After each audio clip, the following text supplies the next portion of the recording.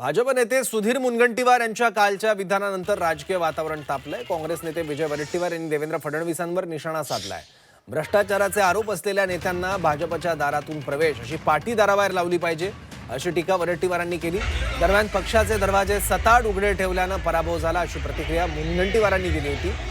तर दारं उघडी ठेवली पाहिजे असं उत्तर देवेंद्र फडणवीसांनी दिलं होतं। या सगळ्यांचा विजय वडेट्टीवारांनी समाचार घेतला। आम्ही जे सूत्र पक्ष म्हणून जगात अवगमलं की शनी शिंगणापूर नंतर आमचा एकमात्र पक्ष असा आहे की ज्याला आता दरवाजाच ठेवला नाही, कोणीही येतो।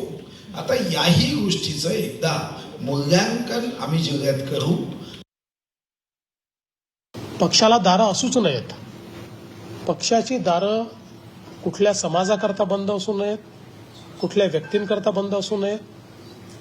पक्ष हा बिना दाराचाच असला पाहिजे।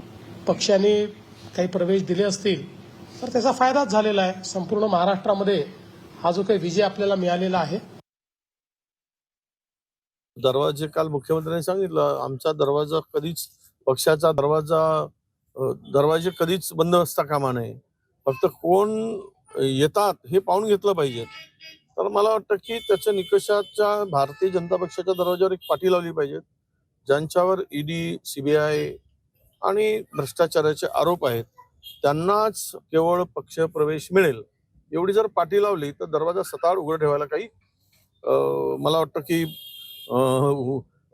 उघडं ठेवावं लागेल किंवा उघडं राहील आणि त्यातून पक्षाला मजबूती मिळेल।